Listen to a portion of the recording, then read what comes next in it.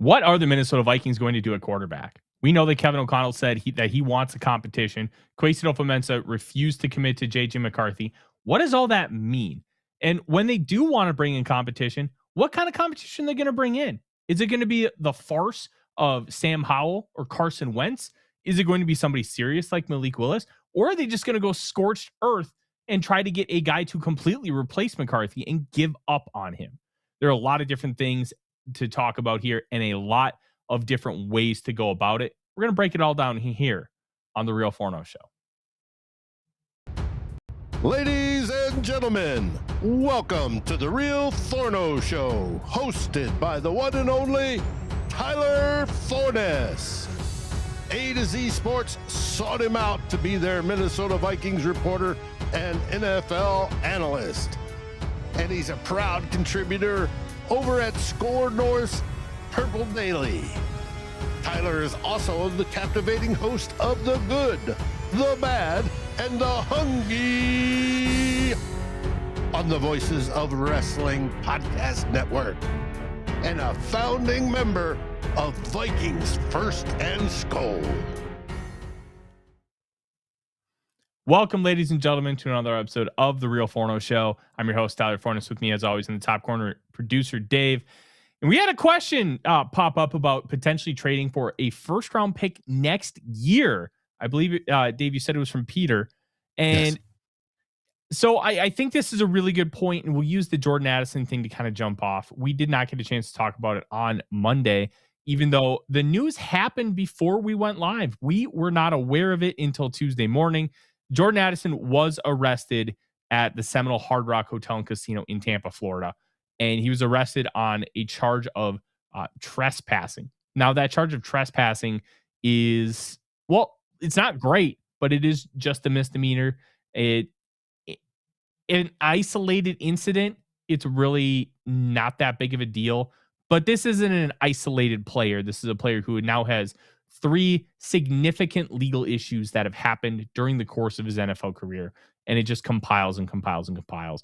As always, innocent until proven guilty, and we are going to wait for all the evidence to come up before placing a judgment on Addison.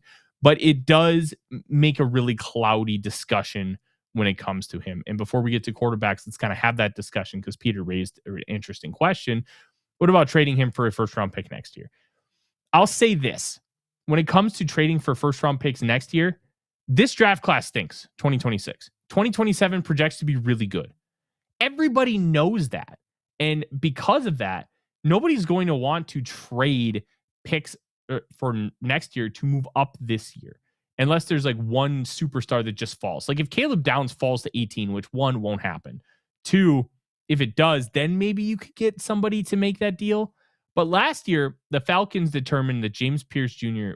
at 26th overall, trading this year's first, was better than what they were going to get at the 13th overall pick.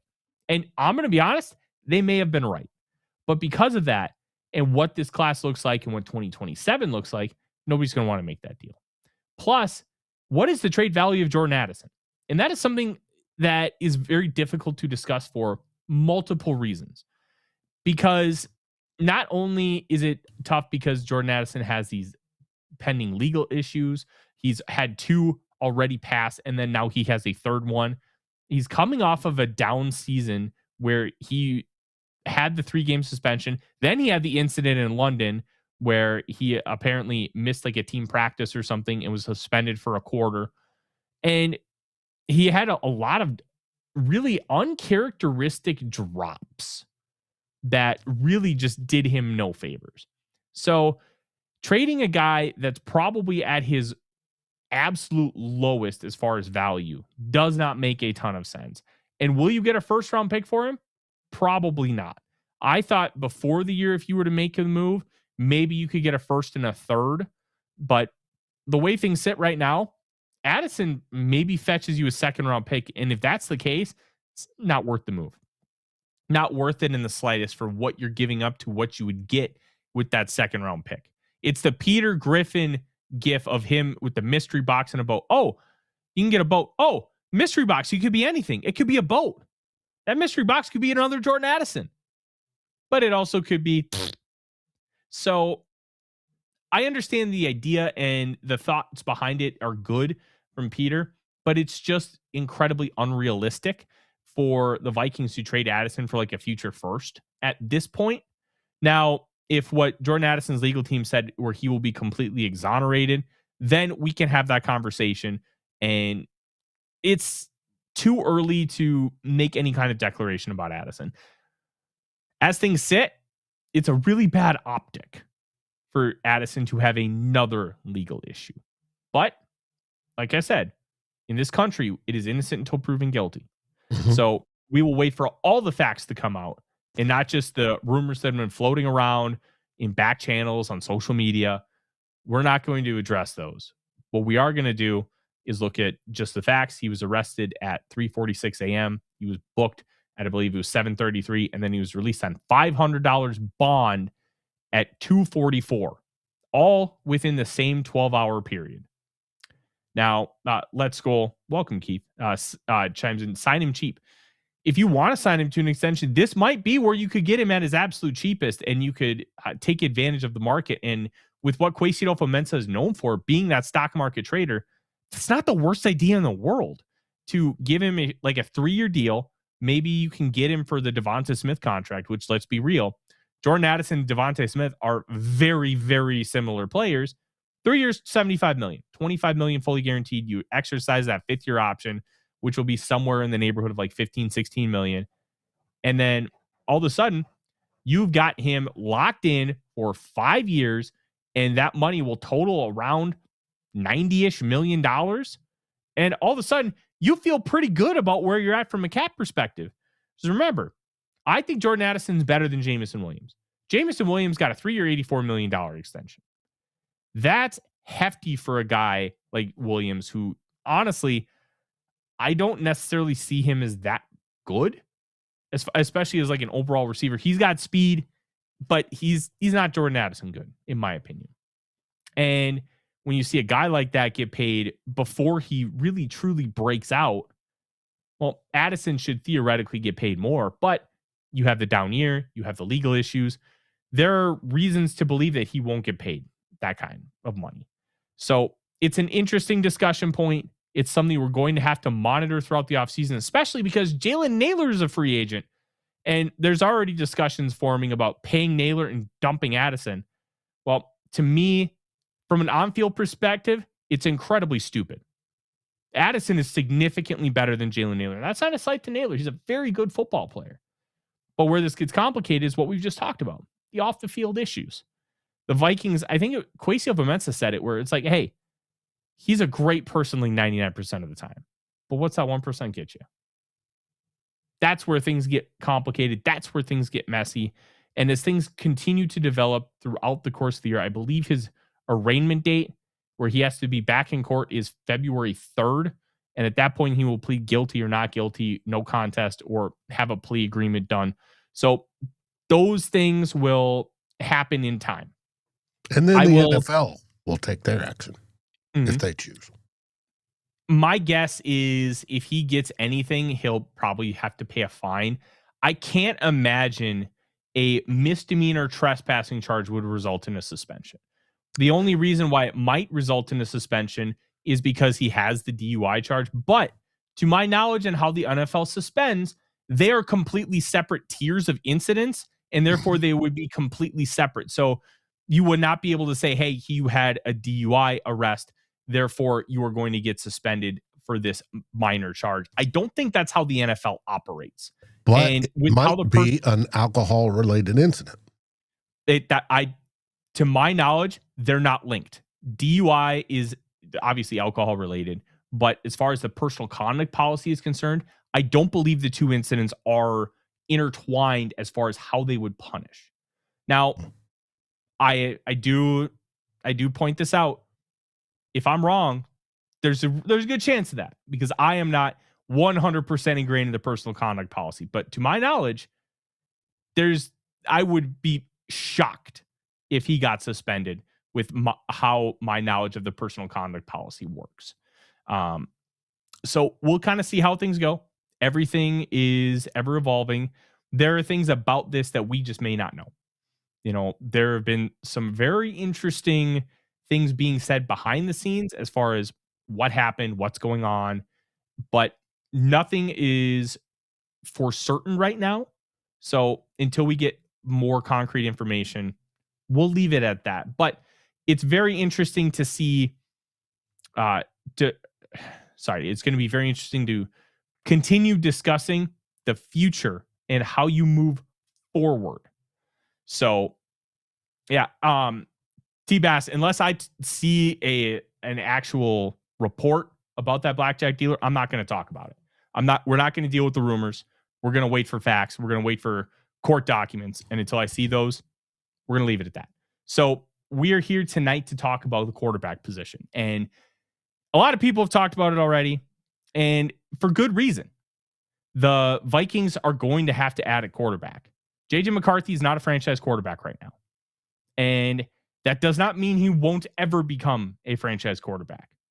But it's evident he's not one right now. And that's a problem 2 years in, and we still have no idea if he's going to become one.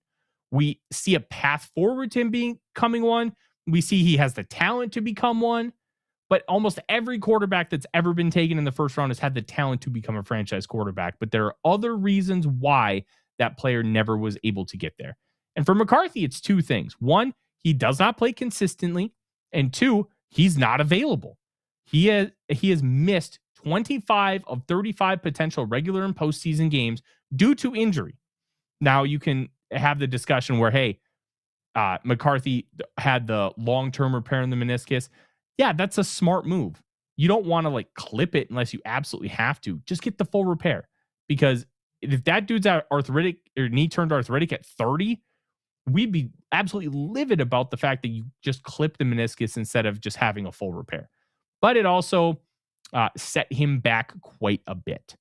And he did not get a full offseason of development, which you saw with the mechanics. T-Bass, we're not going to talk about it, so stop, please. Just leave it at that. Unless you were there, I'm not talking about it. So when it comes to this quarterback position and the knee, McCarthy had the full repair, but it set him back. And we saw the mechanics this year. They were bad. They were inconsistent, and they were terrible at times.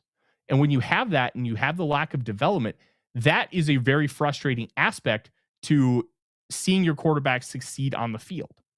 So not having that development has been a huge factor here. And he will get that development this offseason.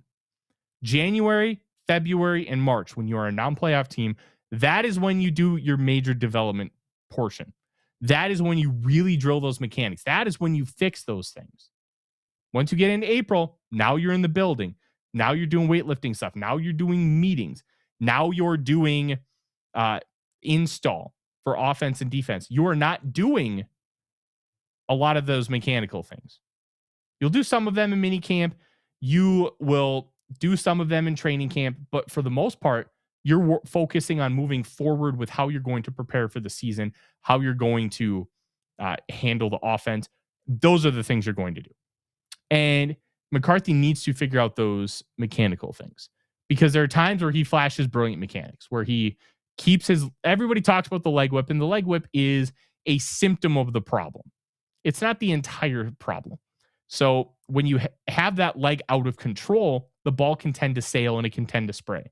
When you have that leg under control, your torque and power that you generate from your hips gets focused a lot more, and you could throw a more accurate football. It's the same with pitching, where pitching, you absolutely have that leg whip, but you're doing a different kind of thing. You're throwing 90 feet. You're not trying to throw 40 yards down the field. That kind of distance gets impacted. Plus, with pitching, you are pushing hard off of that rubber, and that's how you're generating your power. With football, you're taking a step and you're twisting those hips. So the mechanics themselves are a little bit different. You need to keep that leg under control so you can generate power. And part of McCarthy's issue is when he's trying to generate power, he's trying to do it from his shoulder. It's throwing a football is similar to shooting a basketball behind the 3-point line. Most of your power comes from your legs, and it does not necessarily seem like it. But when you shoot a jump shot, You're jumping up and you're basically just using your arm to guide the basketball, and you guide it in to where you want it to go. But you're generating the power from the jump. With throwing a football, you're generating the power from the step, torque, and push off with your back foot. The arm does make a difference. It is impactful. But unless you're Josh Allen or John Elway or even like at times Aaron Rodgers, when you throw without a base, it will lose a ton of zip, a ton of juice. And quite frankly, McCarthy does not have that kind of arm. He does not have the screw you, I'm just going to do things kind of arm that some of the big superstars in today's game and prior have had. He does not have that kind of arm strength. But when he gets that base set and he fires a missile, it's just as good as anybody in the NFL. But that's the difference. That's the difference between having your base underneath you versus having that extra dimension that we've seen guys like Mahomes, Elway, and Josh Allen have. It's that next level. It's like when you play Madden and you have that superstar X mode. That's the separator. And it's okay that he doesn't have that. But it also means that that base becomes that much more important because he does not have that trump card.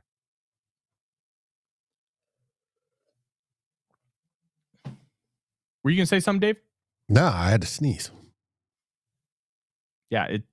So where we sit right now with McCarthy is he should be a part of the discussion next year, but he should not be your only option. And for McCarthy's sake, having you forgot to mute on that one, sir. Sorry. Didn't mean That's to. okay.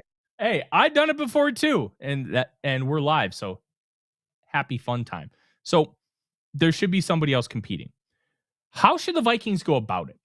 We're not going to tell you what they should do. We're just going to present options. And the one I think will happen.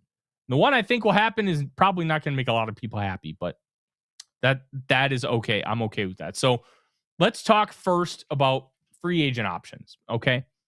There are not a lot of them. When you look at over the cap, which I'm pulling up right now, there are not a ton of options on the free agent market. A lot of people are going to point to Aaron Rodgers.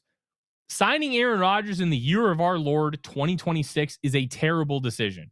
It was a bad decision before the 2025 season, and he was not good. He was not a good quarterback in 2025, despite the fact that the Steelers won the division and they finished with a 10-7 record. He played bad. He was not willing to take a lot of shots downfield. He threw a ton of screen passes. A ton of stuff was manufactured for him. And let's just be real. Mike Tomlin voodoo was the reason why the Steelers won 10 games. That dude, 19 straight seasons without a losing record. It's incredible. But Rodgers is going to be the one a lot of people point to. It should be a non-starter. Daniel Jones is an option, but do you want to have a quarterback coming off of a torn Achilles? We saw what Kirk Cousins was able to do. Now, Jones is, excuse me, he's 29, not 36. And that plays into it. You know, I've got a little bit of a cold. Is what my problem is. I got a little bit of phlegm stuck in the throat. Jones, a healthy Daniel Jones would probably cost you about $45 million a year because of what he was doing. He was trending to get that big time contract. And I'm going to tell you, I don't know if I'd give him a big time contract. I don't know if I'd give him one now, especially because of the torn Achilles, but he's probably going to be an option. There's a chance the Colts let him hit free agency. Otherwise, your free agent options are very limited. How would you like Kenny Pickett? How would you like Case Keenum? How would you like Trey Lance? And I know we talked about Trey Lance ad nauseum on this show, and it's been talked about over the course of time because Trey Lance has been linked to Minnesota because he's from Marshall, Minnesota. The other says Mitch Trubisky. I don't think Trubisky's leaving Buffalo. I think they're just going to keep signing him to one-year deals. He and Josh Allen are like brothers at this point. So I think Trubisky, he's just got it made. He's just going to hang on Buffalo, make a few $1 million a year, and basically just hang out with the golden retriever of the NFL, Josh Allen, which good for him. The one guy people are going to talk about other than Rodgers is going to be Malik Willis. And the tough part about Malik Willis, Are you willing to give him a 3-year, $90 million contract? Because I think that's what it's going to take to sign him. And here's kind of how I came to that conclusion. You have a bunch of teams that need a quarterback, and you arguably only have one quarterback that's worthy of a first-round pick. Dante Moore went back to school, which means it's Fernando Mendoza, and he's probably going first overall to the Las Vegas Raiders. Not the kid from Alabama? No, I don't. I think he stinks. He might go in the first round. I don't think he's good. And he played very hurt a lot of this year, and it was ugly. So that you're going to see a lot of conflicting reports on Ty Simpson over the course of the draft process. As things sit right now, I don't think he's worthy of a first-round pick. You also hear talk about Trinidad Chambliss, the Ole Miss quarterback. I think he would be more worthy of a first-round pick, but even then, I'm not convinced that he's going to be worth a first-rounder when it's all said and done. Outside of them, the quarterback class is pretty barren. Now, 2027 looks very interesting. You have the likes of Arch Manning, Dante Moore. You'll have really interesting high upside talent, a potential of like a DJ Lagway coming out, even though he still has a ton to prove. There's some intriguing players in 27, but this draft class, it's barren. So a guy like Malik Willis, when you have the Miami Dolphins, the Pittsburgh Steelers, the New York Jets, the Cleveland Browns, they're all going to be looking for starting caliber quarterbacks. A couple of them have interesting players that you could talk about, and we'll get there in a little bit. But are you going to be willing to outbid those teams? Think about the Pittsburgh Steelers. The Steelers next year have $41 million in cap space, and they can create a lot more with guys like DK Metcalf, Alex Highsmith, TJ Watt, Jalen Ramsey. Jalen Ramsey, they could just cut and save $19.5 million in salary cap space. They have ways to create a ton of room. Are you going to be willing to outbid the Steelers, who, one, loved Malik Willis in the draft process? They loved him. And one of the reasons, I don't know if this was confirmed or not, but my theory is that they took Kenny Pickett because the Rooney family did not want to miss out on a Pitt quarterback that was a first-round pick again. Because remember, they did not take Dan Marino. They took Gabe Rivera, who looked really good as a defensive tackle early on, but then he got in a car crash and was paralyzed from the waist down. Just tragic stuff right there. But they didn't take Marino. And it was a complicated one. I highly recommend, if you've never seen it, go watch the Marino and Elway 30 for 30 doc. Tremendous stuff. I think I've watched it like 8 times. I love that thing. It's loaded with great stuff. Because their agent was Lee Steinberg, and he had notes about that whole draft process, and it's really cool. But you're going to have to beat those teams. The Browns are desperate for a quarterback. The Dolphins have Tua, who they have completely given up on. The Jets were about to get Dante Moore or Fernando Mendoza at second overall, and now they're left at the altar. So if you want Malik Willis, you're going to have to pony up. And then if you pony up, well, where does that leave McCarthy? If you're paying 3 years, $90 million, you're probably trading McCarthy at that point. And I don't know if that's the route that O'Connell and Adofo-Mensah are going to be willing to go. That's where this discussion becomes so much more complicated. The next part, and we're going to jump ahead, and we're going to talk about the Joe Burrow, Lamar Jackson thing first before we get to realistic trade candidates, because I'm already seeing it in the comments. Trade for Burrow, trade for Lamar. Sources tell me a Burrow trade will not happen this year. There's a chance that maybe it'll happen in the future, because there's some real discontent with kind of Burrow in the organization. Burrow just wants to win. Nobody can blame him for that. But you look at Zach. Herbert's a non-starter until we actually hear that there is real contention. A non-starter, I won't talk about it. It's a pipe dream. The Vikings called, they said no, and that was the end of the discussion. So I'm not willing to even entertain it. If reports come out contrary to say, hey, maybe Herbert does want out, we can open the conversation. But to me, that's just fan wishing, and that's okay. But it's not something that we can actually say with any kind of confidence. It's not concrete. Just how can you say Burrow or Lamar is?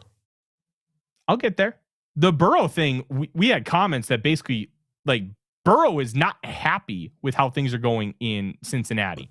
Oh, we got that. But yeah, that's why we're talking about it. Plus, there were some comments earlier this week from Steve Bisciotti about Lamar Jackson that raised a little bit of a red flag. Plus, there's apparently some contention in Baltimore. Some of that was John Harbaugh, and Harbaugh is now in New York.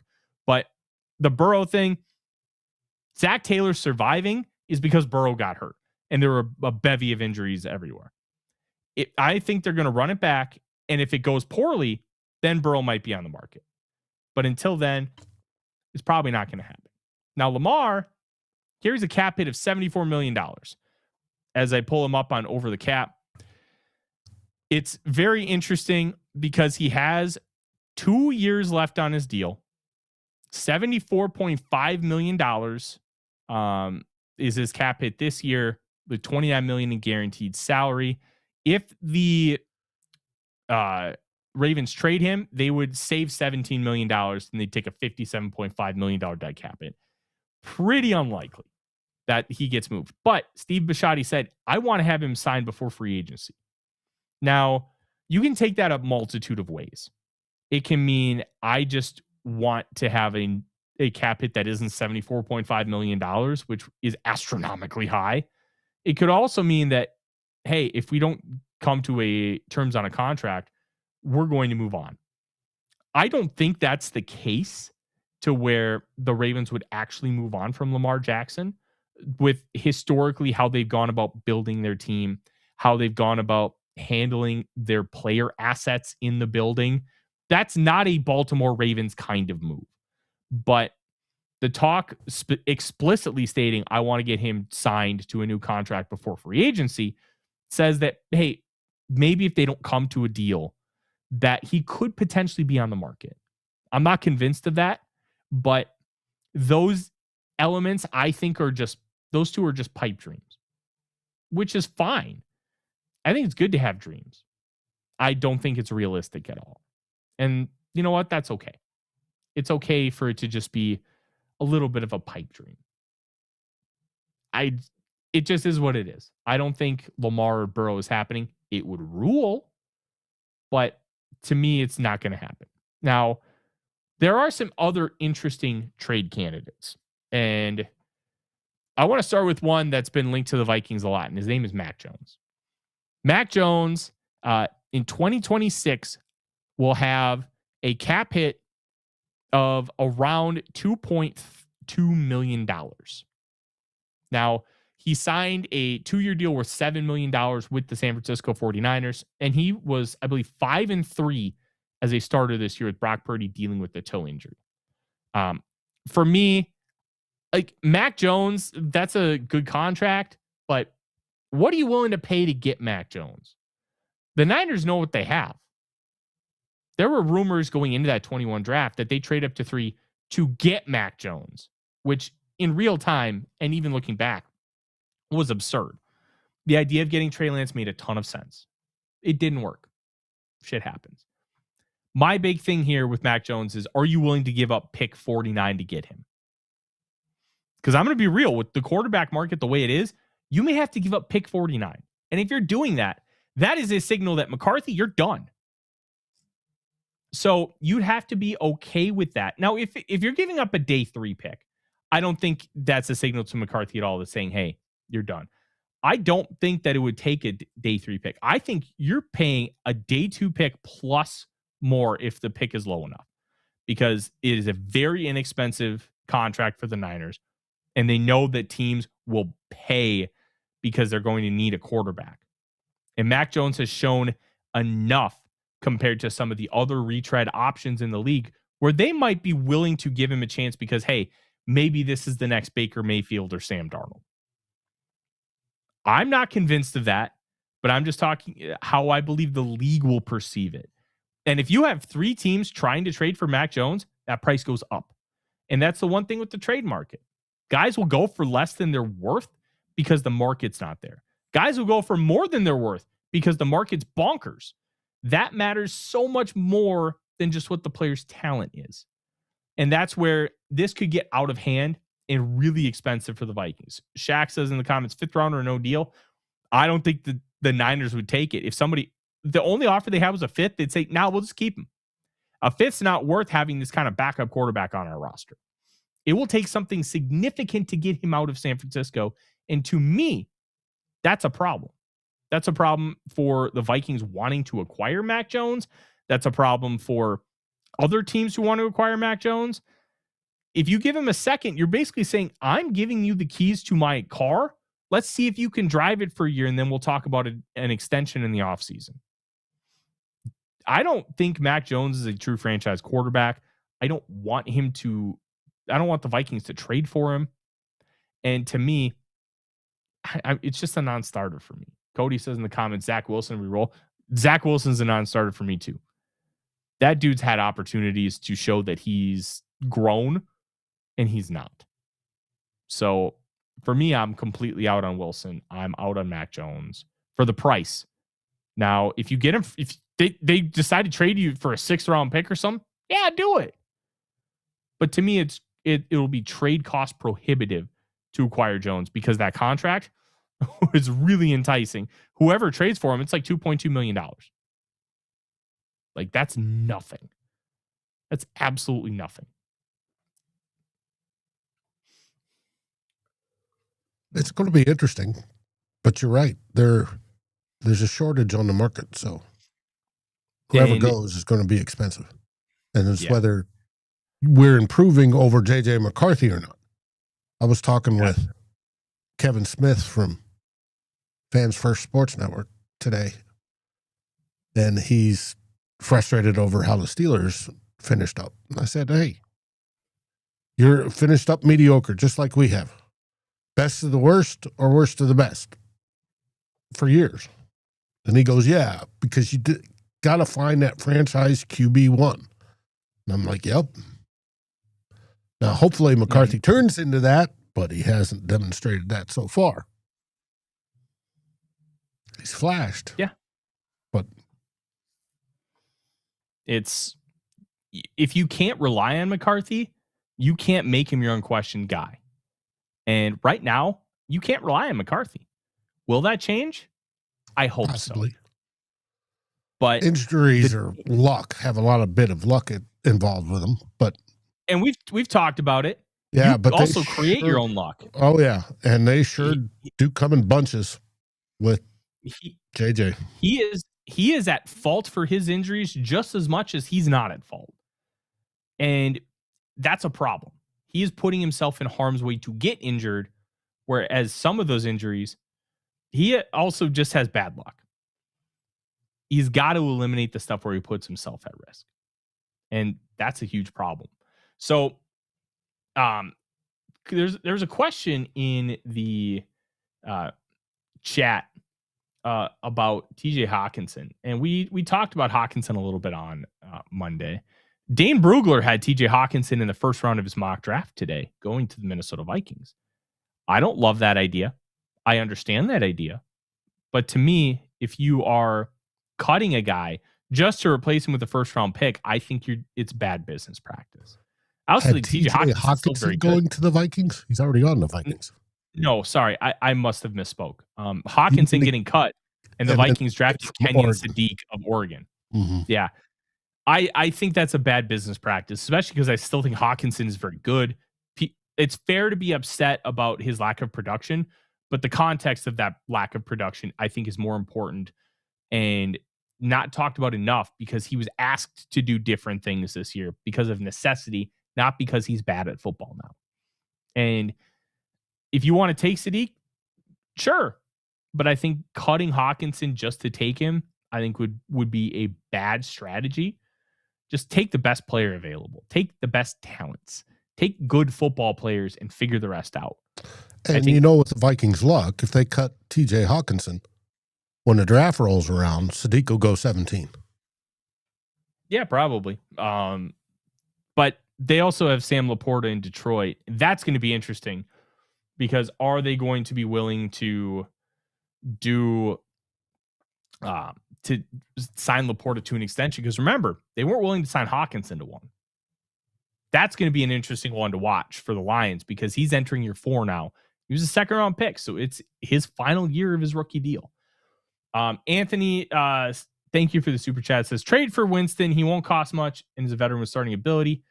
I'm going to be honest. I don't think the Giants are getting rid of Winston because he's a good backup quarterback that can sit behind Jackson Dart, who I'm going to be honest is he makes himself prone to injury more than JJ McCarthy does. They're going to want to have a stout backup quarterback. I don't think they're getting rid of Winston. Plus, Winston carries off the field baggage that nobody wants to talk about anymore. I don't want him here.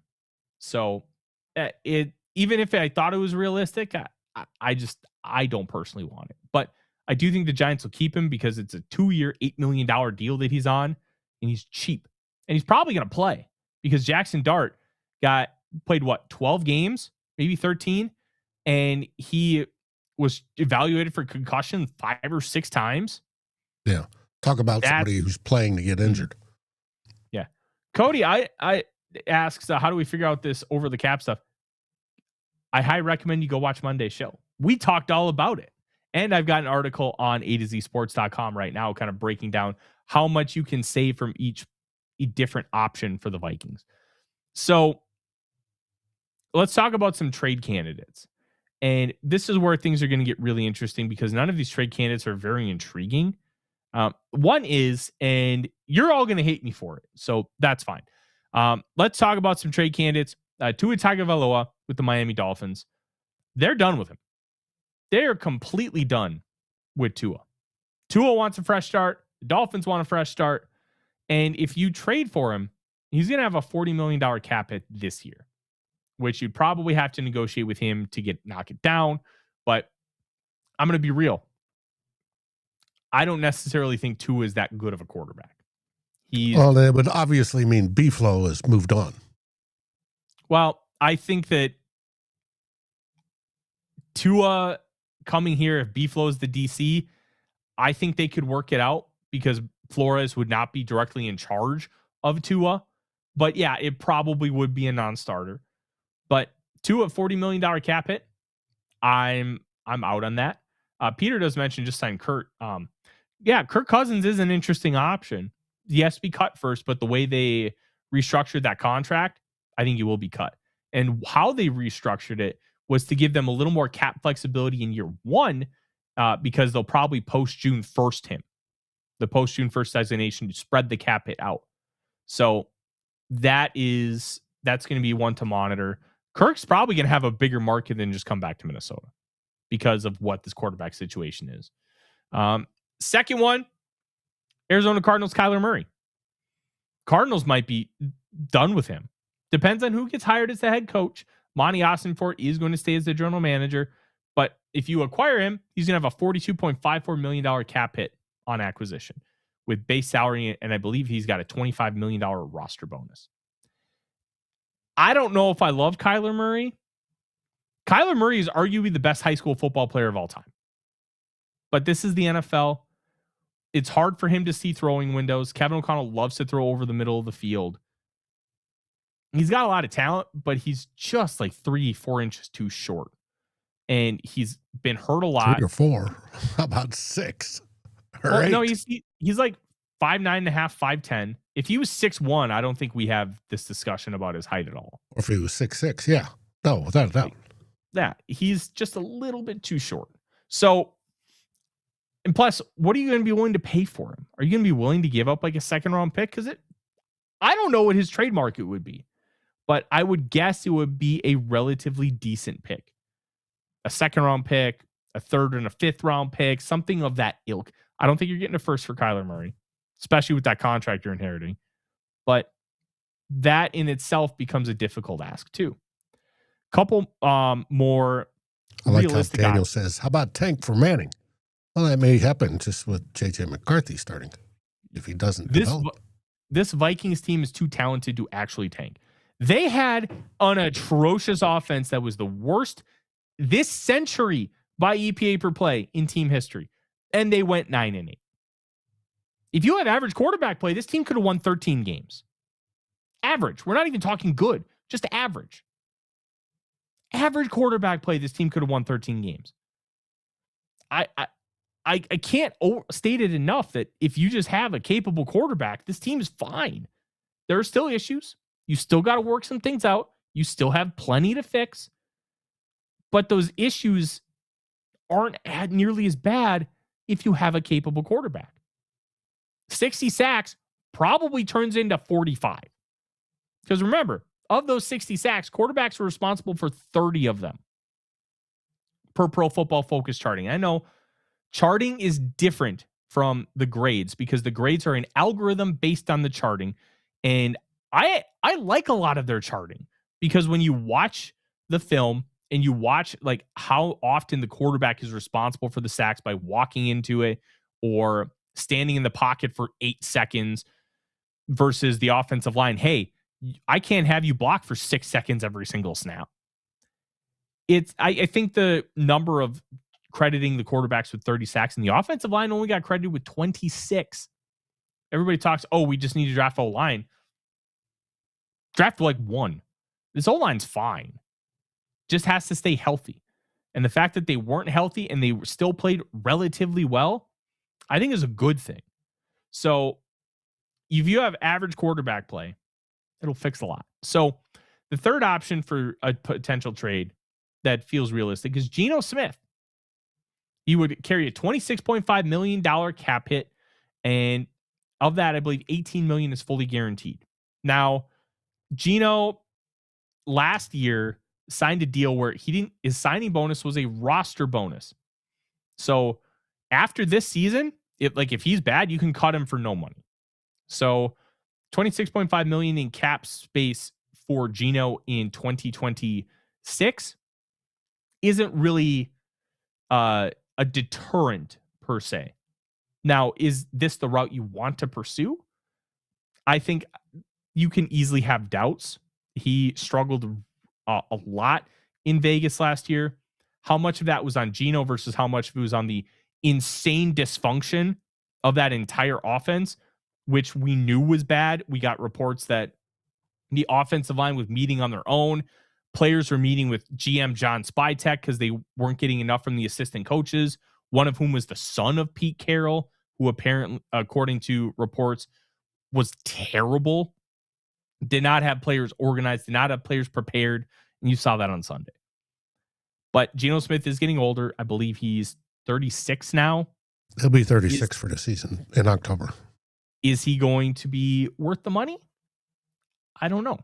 I think a day 3 pick would be able to get him. A 3rd round pick got him after last season. And the Raiders just may be like, hey, we're getting Fernando Mendoza. We're just going to move on. Somebody just take the contract. You might get him for a 6-7 pick swap. Like, that's how much it might take to get Geno. Would that be what the Vikings want to do? I'm not really sure. But it's an option out there. And it's an option that actually gives you a quarterback who has won consistently. The last option, look, it won't be popular. I said at the top, but it's the one I think will actually happen. And that's trading for Anthony Richardson. There are good and bad things about trading for Anthony Richardson. So let's kind of break it down. One, he would only inherit $6.6 million of a cap hit.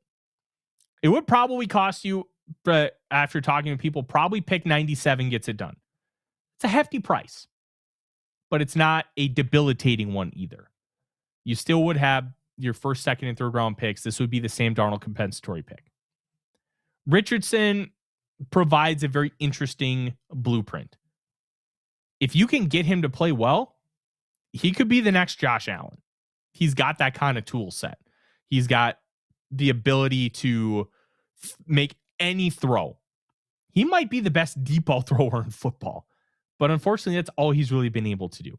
He is working with the same, I think it's a hip coach that Josh Allen went to after his 2nd season to try and fix some of those issues. And they really worked on those mechanics, and they got him to a point where Allen is a top 3 quarterback in football. Top 4. He's within the range of Mahomes, Burrow, and Lamar Jackson. They're all in the same group. If you want to stack them, however, nobody's going to get super mad at you. Here's the thing about trading for Richardson that becomes complicated and convoluted. Richardson and McCarthy are the same player. They come in different packages, but they are objectively the same. It's like getting a can of Pringles versus the can of Lay's Stacks. They're both stackable potato chips in a canister. Richardson has the package of having the screw you type of arm where he can just do everything with it. He can make every throw. He's got a frame where he's 6'6", 240. He runs in the 4.4, 4.5s. He is an alien on the football field. The problem is he can't hit a 4-yard slant, and he can't do it consistently. His accuracy is terrible. But when it comes to throwing deep, he does a very good job of hitting players. There's that play from week 1 of 24 where he's like falling backwards and he throws a 70-yard strike to Alec Pierce perfectly in stride. You can get alien kind of things from him. That's why people like Kevin O'Connell loved him coming out, because the package of what he could be is so appealing. The problem is you may never get that. And with JJ McCarthy, you have so many of the similar issues. They had a limited sample size in college, albeit McCarthy's was bigger. They both have shown to have injury issues in the pros. They're both mechanically poor and inaccurate. They're essentially the same player in a different package. Now, is that the smart route to go? Your mileage is going to vary here. And Chris Compton in the chat saying that I want KOC to get fired. No, I don't. I think KOC is a tremendous coach. Why I think it'll happen is twofold. One, they tried to move up to get Anthony Richardson. We talked about it earlier on the show. 3 firsts, 2 seconds to go from 23rd to 3rd in that 2023 NFL draft. Cardinals said no. They were not willing to go down that far because they wanted to go back up and get Paris Johnson Jr. Understandable. Completely understandable. Second, why would you want to have 2 players that are basically the same? Well, if you have 2 guys who have a lot of upside, theoretically, it gives you a better chance to hit on one of them. Maybe bringing in Richardson is the exact thing that fixes his career.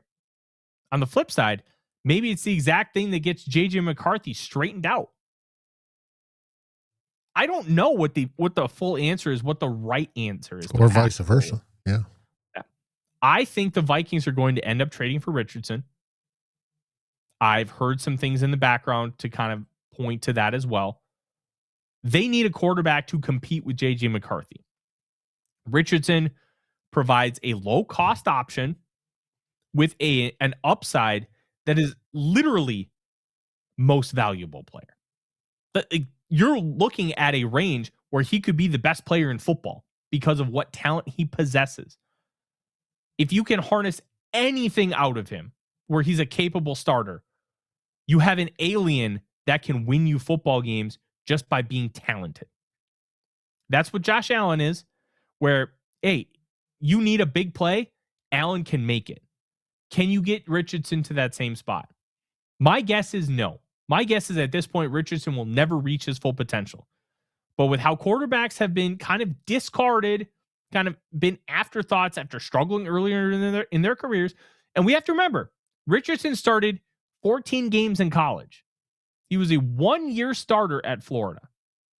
This was not a guy who had a ton of reps coming in. And coming in, everybody knew he needed to get a lot of reps. Can you harness it?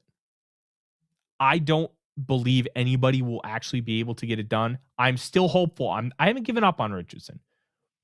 But from my vantage point, this is where Kevin O'Connell will say, hey, I have the chance to get this guy that I was infatuated with in the 2023 draft, who I wanted really bad. And I see this path forward for him where he can be an MVP, where he can be a superstar. He can lead the Vikings to their first Super Bowl win. And be like, I can get that guy now for a comp 3rd round pick. Bring him in. Let's do it. We saw last year the exchange that they had at midfield where KOC went up to him and was like, hey, you're going to be great in the league. Because remember, he got benched right before this game and Joe Flacco got the start. He loves him. There's a relationship there. I think it would be smart to give it a shot. If it doesn't work, it doesn't work. I think the Vikings are going to do this because of everything that I just laid out. Now, right now, he's not good. But we also said that about Sam Darnold. I didn't like the Sam Darnold signing at first. I got it. There wasn't exactly a lot of good options. But the one thing Darnold had two things coming in that were like, okay, maybe I can be positive about this. One, he had a ton of arm talent. And two, he was young and got stuck with the Jets. The Jets are a dumpster fire. The Colts are a very weird organization because they're both good and bad. And I think Anthony Richardson saw the bad aspect of that organization when it comes to development. I think they're going to end up... Oh, Caitlin's home. Marzi, you're fine. I think they're going to end up trading for Richardson. I think it will be a smart move to bring in a quarterback of that caliber. Those two can just fight it out in training camp and see who gets the win. See who ends up becoming the starter. And this is where we're at. We asked for this. We asked for the top quarterback, the first round pick in the NFL draft. This was always an option. And we didn't want to believe it because of what Kevin O'Connell is as a head coach. We didn't want to believe it because Kevin O'Connell is a quarterback whisperer, but this is what we got. We got quarterback purgatory. And it sucks. But if you have two high upside options who can potentially become Pro Bowl level quarterbacks in your building, hopefully one of them hits. And if neither of them hit, unfortunately, you go back to the drawing board, and you may be going back to the drawing board with a new head coach and a new general manager. But in this marketplace where we talked about Malik Willis a few weeks ago, I think he's now priced out of Minnesota. Unless you're committing full time to Malik Willis. Then maybe you can get like a second round pick for McCarthy to kind of sell high on it. Or maybe a first if somebody's desperate. But there just aren't enough good quarterbacks to go around. We're seeing it. The UFL doesn't have good quarterbacks. The CFL has fun quarterbacks, but they're not exactly like super high end. Only one of those guys could maybe come to the NFL. And that's Nathan Rourke, who's already with the Jets and went back to the CFL to play for the BC Lions and became an MVP this past year. He loves the CFL game, and it sounds like he's going to stick around up there, even though if you wanted to give him a contract and be like, hey, you're going to compete for the starting job of the Minnesota Vikings, I'd do it because I think Nathan Rourke is a really good football player. But that's where we're at. Quarterback is a position where if you have one, it's really hard to let them go because there's not a lot of them out there. And you're going to have to take risks. And that risk I think is going to be Anthony Richardson. And hopefully Kevin O'Connell can make either him or JJ McCarthy into a long-term, viable, high-end starting quarterback. Will he? I don't have the answer. Time will give us that. We hope so. We'll find out. We'll mark this episode. If it happens, we'll come back to it. Mm-hmm. And you know what? There might be other players who could potentially be on the trade market. You never know if one team wants to trade their starting quarterback because of X, Y, or Z. Probably not likely, but stuff happens. And this marketplace this year is going to be tough. Yeah, it's going to be really tough to find a guy. If I had my way, I would just give Malik Willis a low full guarantee 3-year $90 million deal and ride it out. I've always believed in Malik Willis. I thought you just need to give him really good coaching. And guess what? Once he finally got that in Green Bay, he looked really good. Like that looked like a starting quarterback, like a franchise kind of guy. I would give him a shot, but this isn't my decision to make. I am trying to identify what I think the Vikings will do and then give you the options that I believe they're going to have. And right now, I think the guy that they'll bring in is Richardson. We're going to have a couple months. We're going to have stories come out. We're going to have rumors. The combine is going to be loaded with them. And we're going to have a lot more on this over the course of the next few months. the next few weeks, because it's a really interesting concept what we're seeing here. Until then, you guys are going to have a lot more stuff from us. Tool Bloggers is coming up this Saturday, 10:05 Central Time. That will move to Sundays the week after the Super Bowl. And we can't wait. I know. SKOL Search Series is well underway. Kicking up. We just had the running back episode. Remember, it's dropping 12 hours early for members of the YouTube channel, not just subscribers, but the paid members. You get 12 hours of early access. Then it goes live to the public. And then after that, it will come out on podcast as individual episodes, making them easier to digest for you. And we're going to continue having them. Next batch is wide receivers. For those of you who love wide receiver talk, I am in charge of writing the draft profiles for all the wide receivers for A to Z Sports for our website. So we're going to have a lot of wide receiver talk. And with the Jordan Addison news, you know what? Maybe it's a good thing that we're going to have that wide receiver talk, because it makes it a little bit more complicated. So we're going to have that. We're going to have a lot more draft stuff. Moves stuff up on the Vikings board is what you mean. Yes, it does. We're going to have a lot more conversations about everything NFL draft, everything free agency. And as we get news, we're going to try and go live when the Brian Flores news hits, kind of have those conversations. We're going to have discussions about all kinds of different things. And this is going to be a fun offseason for your Minnesota Vikings. It's going to be an important one too, because there's going to be a lot to discuss. And we're going to be here for all of it. Make sure you like, subscribe, ring the bell for those notifications. When big news happens, Vikings First and SKOL, we are your first stop, because we're going to be live and we're going to have all of the breakdowns.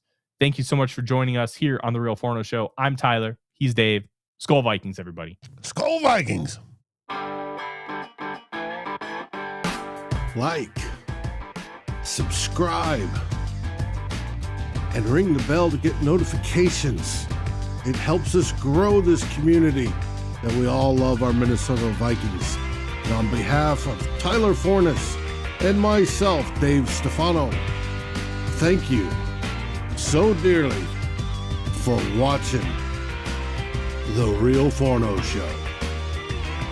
SKOL, everyone.